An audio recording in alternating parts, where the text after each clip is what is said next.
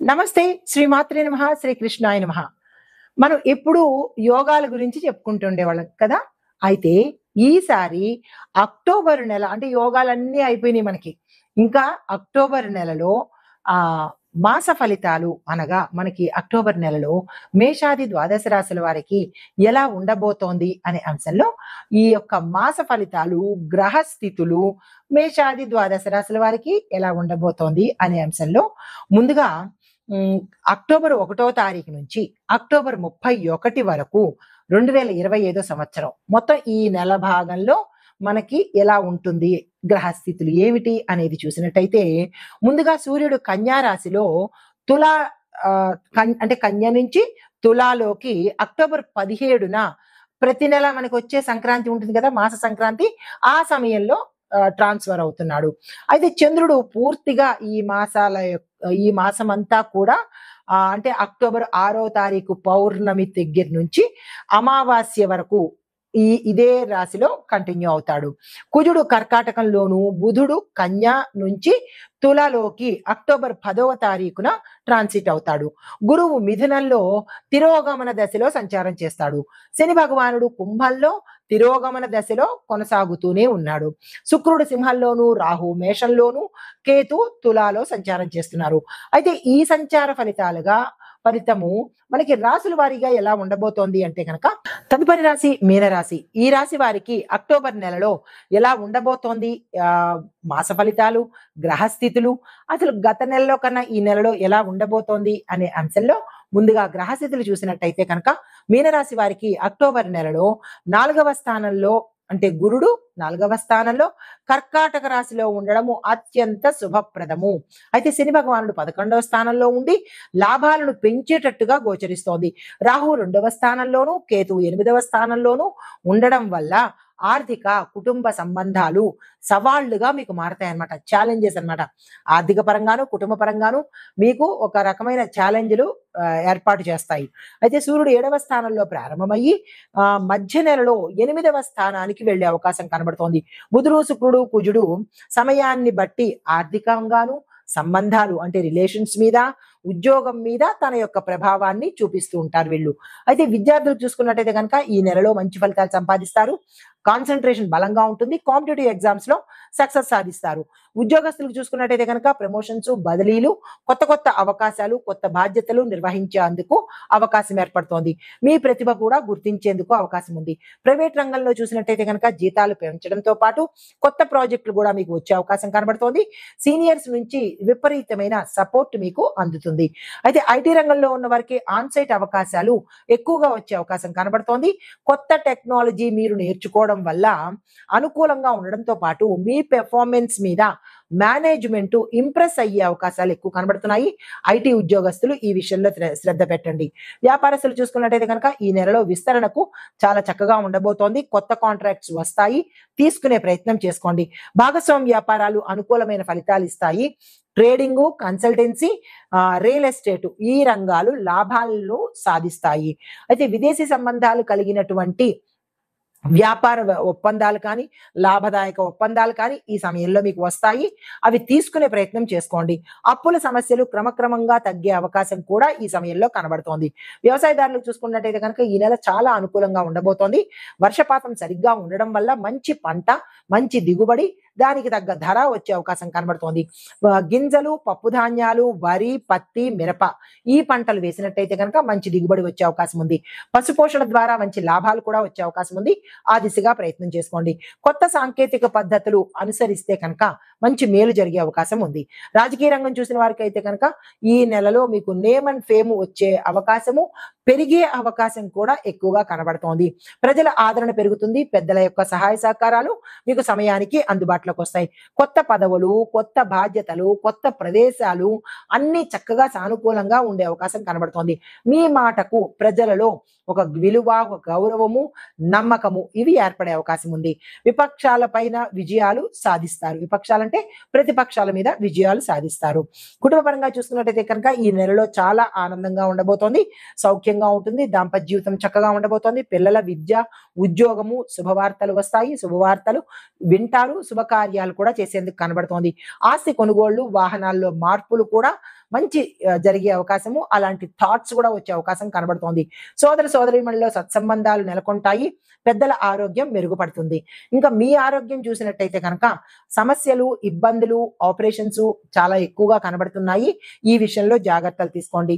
జీర్ణ వ్యవస్థకు సంబంధించి, తలకు సంబంధించి ప్రమాదాలు కానీ, ఇబ్బందులు కానీ, ఆపరేషన్స్ కానీ జరిగే అవకాశాలు ఎక్కువ కనబడుతున్నాయి.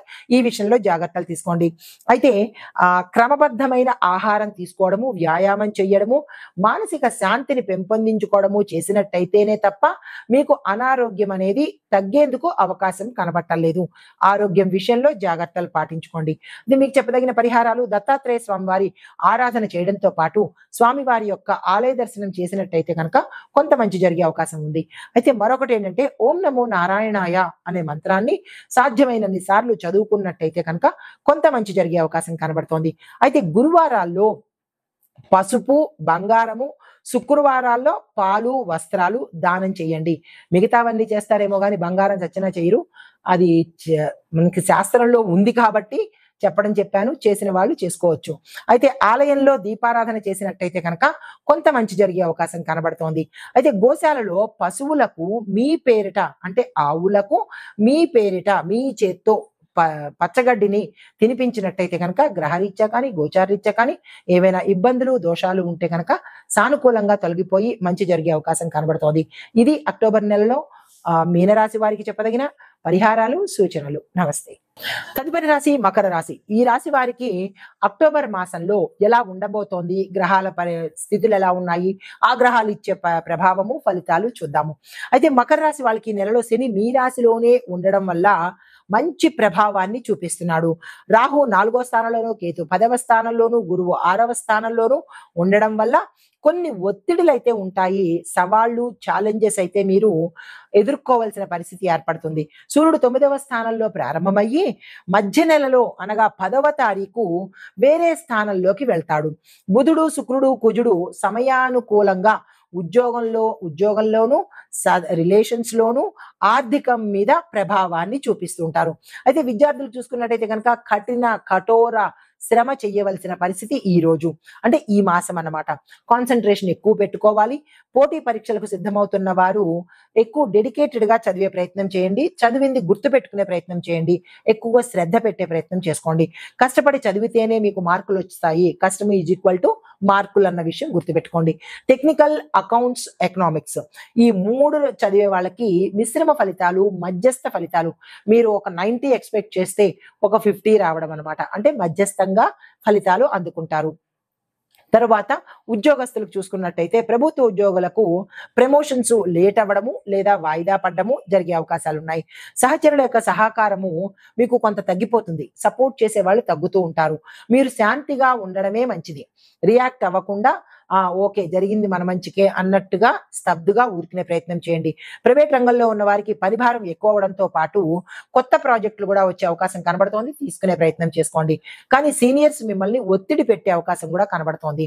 అయితే ఐటీ రంగంలో ఉన్న వారికి డెడ్ లైన్స్, టార్గెట్స్ కఠినంగా ఉంటాయి.